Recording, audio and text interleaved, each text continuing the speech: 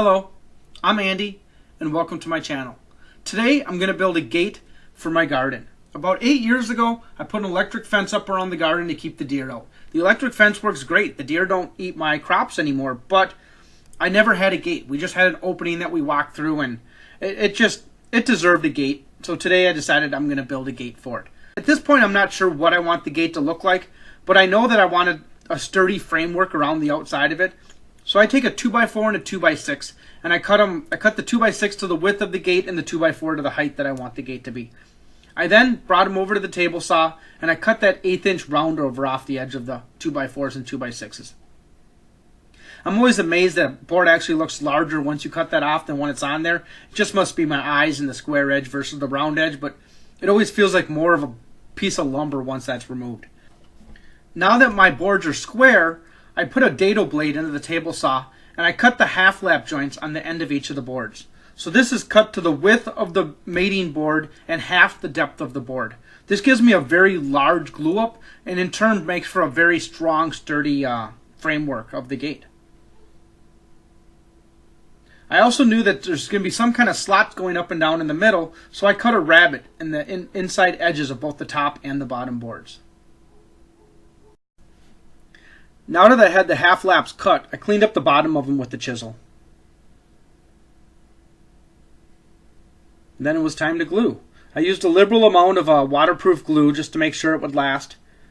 And then using a framing square and a stapler, I held everything together. The glue is going to do the lion's share of the work. The staples are really there just to hold everything together tight and square until the glue dries.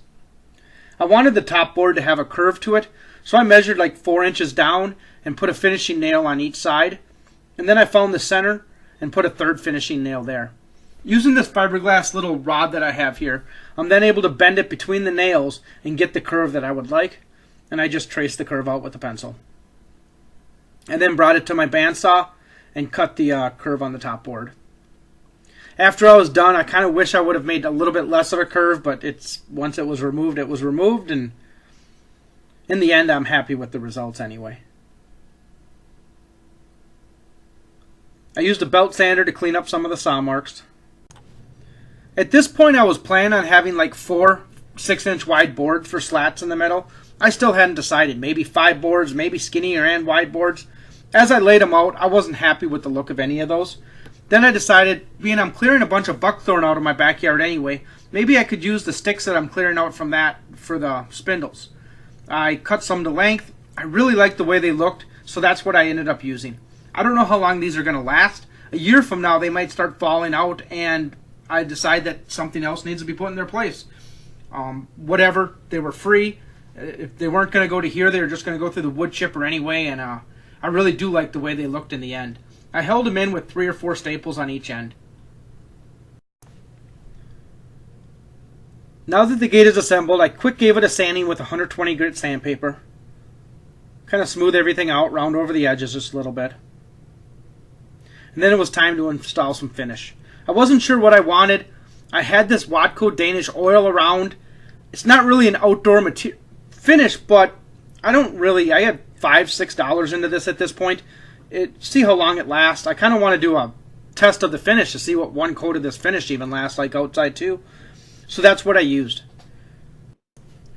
Now it's time to install the gate. The strap hinges that I purchased, the one half is like a lag bolt, screws into the post, and the other half has 3 holes in it to bolt onto the gate itself.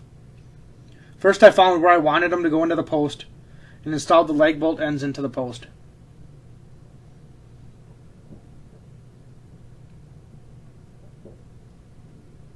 They went in really easy. I was really happy with the way they turned out.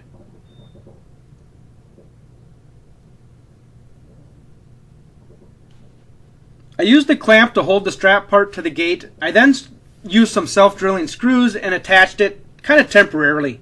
Once I had everything square, everything the way I wanted it, I removed those screws one at a time, drilled a hole for the carriage bolt, and installed the carriage bolt with a nut and a washer.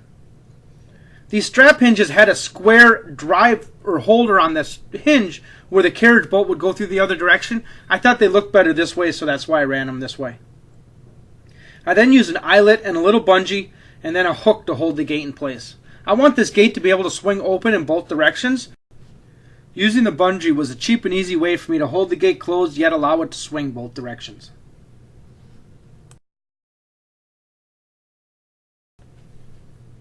And now my garden has a gate.